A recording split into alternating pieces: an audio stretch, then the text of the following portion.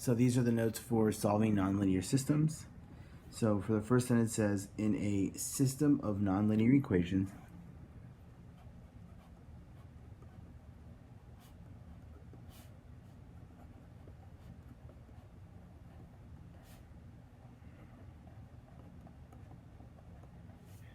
at least one of the equations is nonlinear. For instance, the nonlinear system shown has a quadratic equation and a linear. So we can tell this is the nonlinear, it's quadratic because it's squared, and the second equation is linear because it's just 2 to the x power, or 2 to the x, which is to the first power. So linear versus nonlinear. All right, so it says when the graphs of the equation in a system are a line and a parabola, the graphs can intersect in 0, 1, or 2 points, so the system can have 0, 1, or 2 solutions. So here we can see that the parabola and the line do not intersect, so this would be 0 solutions. Here we can see they intersect at this one point here, that would be considered one solution. And here we can see that they intersect in 2 places, the parabola and the line, that's going to be 2 solutions. When the graphs of the equations in a system are a parabola that opens up and a parabola that opens down, the graph can intersect in 0, 1, or 2 points. So the system can have 0, 1, or 2 solutions. So for this one here, we can see that the 2 parabolas do not intersect. That's going to be 0 solutions. Here we can see that they intersect at their vertices. So that's the lowest point here and the highest point here, and that is 1 solution because they intersect once. And here you can see they cross at 2 points. That means they have 2 solutions because they intersect twice. All right, from here it says solving a nonlinear system by graphing. So here we can see that we have a quadratic function because this one is squared and a linear line. And we're going to see what the solutions are by graphing this. All right, so I'm going to do this one in blue right here. The first one, the quadratic. So a couple things you can do is you can just plug in points and figure it out. I'm going to do the find the vertex for this one. So first we're going to find the axis of symmetry, which is x equals the opposite of b over 2a. So remember, this is in standard form, so b is negative 2. So that's just going to become a positive 2 over 2 times a, which is 1. Which 2 divided by 2 is 1, so we know that x is equal to 1. So in terms of my vertex, we know that the x value is 1. We're going to substitute these in to figure out the y value. So y equals parentheses 1 squared, I'm plugging them in here, minus 2 times 1, minus 1. Y equals 1 squared is 1, negative 2 times 1 is negative 2, minus 1, which is negative 2. So my vertex here is going to be 1 comma negative 2. And then from here, I'm just going to use the, if you recall, the 1, 3, 5, 7. And my a value here, if we go, is a 1. So I can multiply each one of these by 1, which means it's not going to change. It's going to be the same number it was before. So starting from my vertex, I go right 1. My first one tells positive 1, so I go up 1. Then right 1, up 1, 2, 3. Right 1, up 1, 2, 3, 4, 5. Then I go left side 1, then 1, 2, 3, 2, 3, 4, 5. Then I can make the parabola the best I can.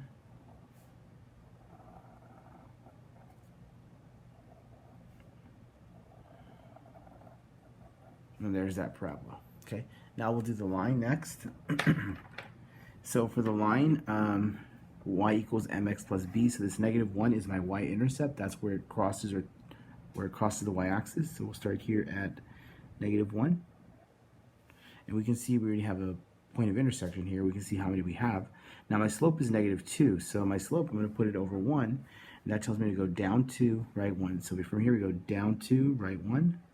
Down 2, right 1. We keep following that. And then to go backwards, we go up 2, left 1. And we make our line.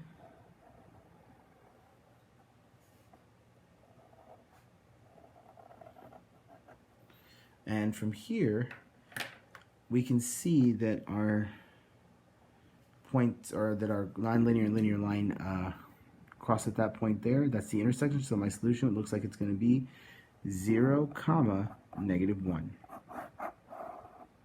Now we're going to use the same exact setup and show you that you can actually do this in a calculator. Okay, so we have the two equations here. So I have desmos opened, and I'm just going to go ahead and type the equations in. You may not be able to see them, but I can see them here. So the first one was y equals, and we had x squared minus 2x minus 1. All right, and then for our second one, we had y equals negative 2x and then minus 1. So from here, we can see that it intersects at that one point at 0, negative 1. If I zoom in, that's the only point it does intersect at. It's at 0, negative 1. So you can also solve these by graphing them in Desmos or a graphing calculator. If you zoom out further, you'll see that that is the only point they intersect is at 0, negative 1, which is the same solution we came up with when we graphed this here. All right, moving on from here. It says we're going to solve a nonlinear system by substitution. So here's how we go about doing this.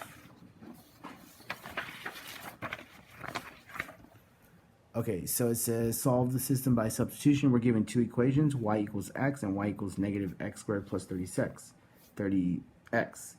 So to do this, all we're going to do is we're going to substitute one equation into the other. So what I see is that I can substitute y equals x. So I'm going to substitute this x in for y. Okay?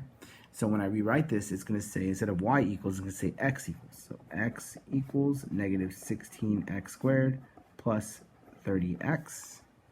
I'm going to move everything to the left side with the x so that my x squared is positive. So I'm going to add 16x squared and subtract 30x onto this side. Okay, so this becomes 16x squared. Negative 30x plus x is going to be negative 29x equals, notice these two will cancel each other out, which is going to be 0. Now in terms of factoring, I could do the x method, but what I do notice here is since there is no c value, we actually have a greatest common factor between these two, and they both share an x, right? 16 and 29 have nothing in common except for 1, but both of these do have an x. We pick the one with the smallest power, so in this case we're going to factor out an x. Now x times 16x is 16x squared, and x times negative 29 is equal to negative 29x. So now this is completely factored, and I know this because I don't have any more x squared terms. So now I set each x equal to 0 and I solve. So for my first one, x equals to 0, that is actually done. For the second one, I say 16x minus 29 is equal to 0.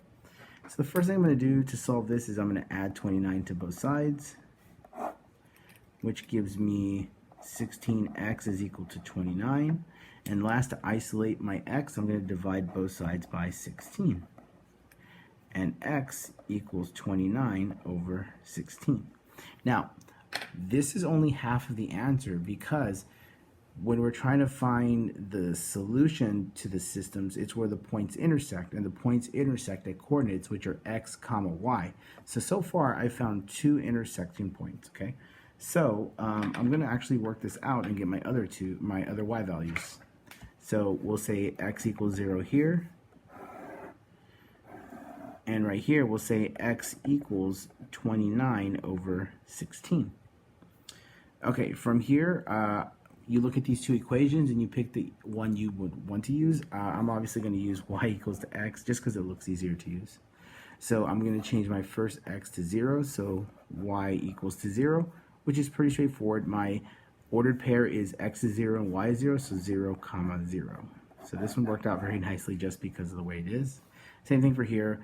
X equals 29 over 16. I plug it in for this x, so y equals 29 over 16.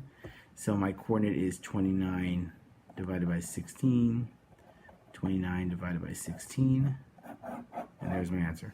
And once again, you could type this into Desmos or a graphing calculator and double check that they intersect there. And they should be spot on intersecting at those points there. So those are my two solutions, okay? So once you figure out x or whatever you decide to solve for, you plug it into one of these equations and you get your corresponding other one. All right, on to example 3. It says solving a nonlinear system by elimination. Okay, so substitution, we took one expression and we plugged it into the other. Elimination, we pick a variable and we try to eliminate it. So in this case here, when I look, I have 2x squared minus 5x minus y equals -2. This is quadratic. Then I have x squared plus 2x plus y is equal to 0, which is also quadratic. Now, the first thing I look for is, do I have variables that are already opposite? So here you see minus y and positive y are already opposite. So I'm just going to add those together, right? So I'm drawing a line here, and now I'm just going to combine them together. So for the first one, we have 2x squared plus 1x squared is 3x squared. We have negative 5x plus 2x is minus 3x. Negative y, positive y does equal to 0, equals negative 2 plus 0 is negative 2. Now we're going to set this equal so that we can solve it. So we're going to add the 2 over to the same side.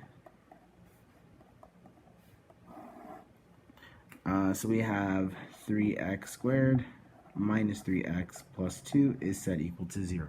Now at this point here, you can complete the square. You can attempt to factor it, or you could use the quadratic formula. Here, I don't see, I'm just looking at it.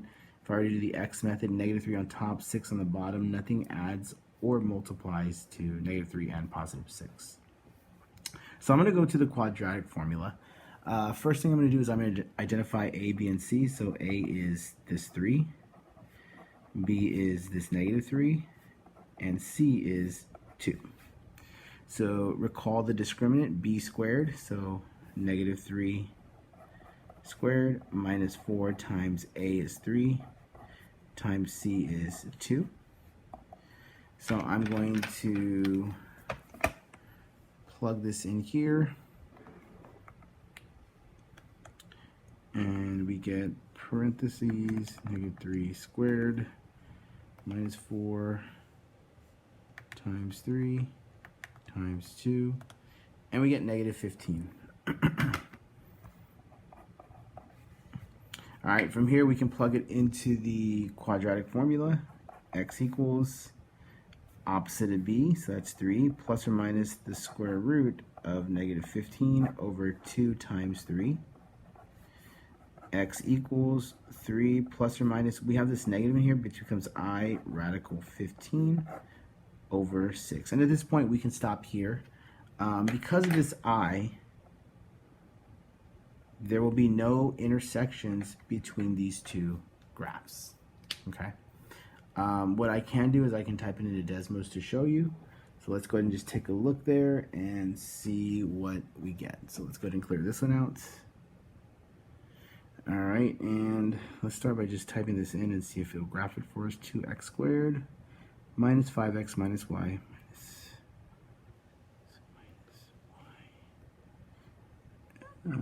equals negative 2. I'm just curious to see if this will work. And there it is. Okay, so there's the first equation, 2x squared minus 5x minus y equals negative 2. So for my second equation, x squared plus 2x plus y equals 0.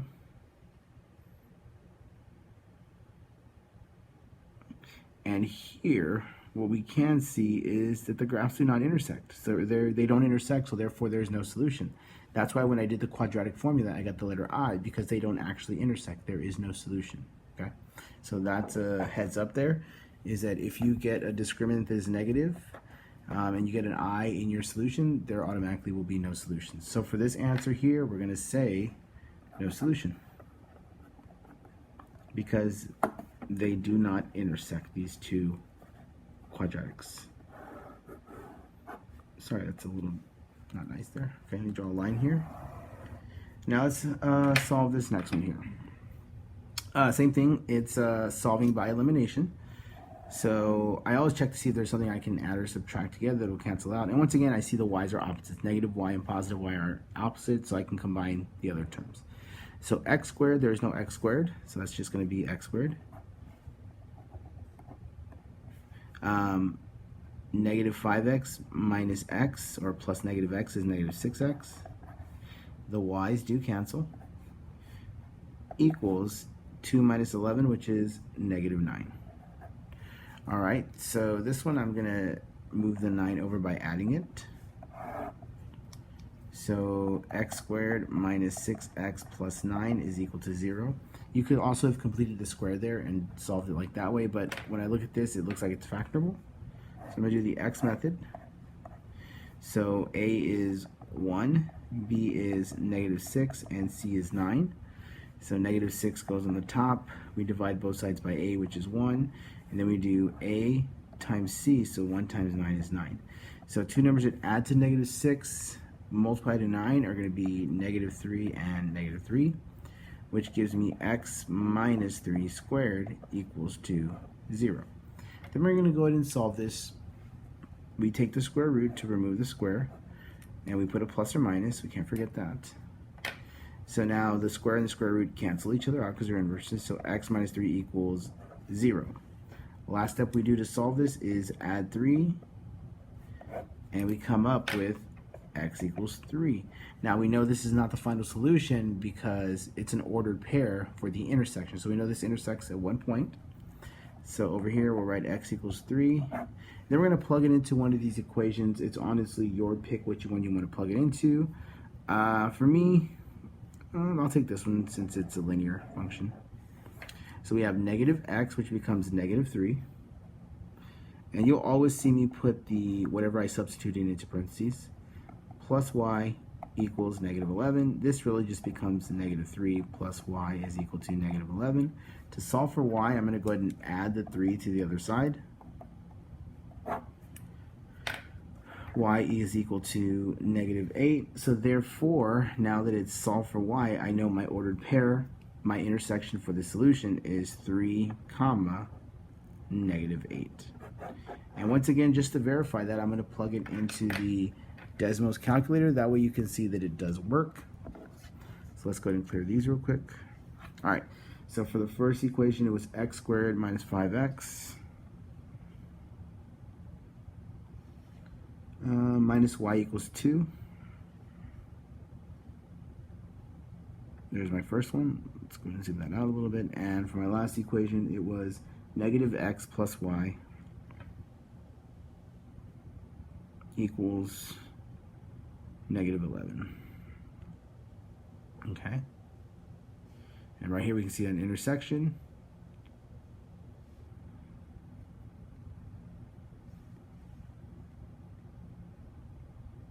There it is, and we have 3 comma negative 8, which is a solution I came up with. Now, one thing I do want to point out is notice I'm using this to check my solutions. That is not the way I'm getting my solutions, okay? So if the directions say to find the solution by substitution, you use substitution. You can verify your answers by graphing it, but you must show the work that leads to the solutions, just like I did for this one, and just like I did for this one, okay? So that concludes the notes for solving nonlinear systems.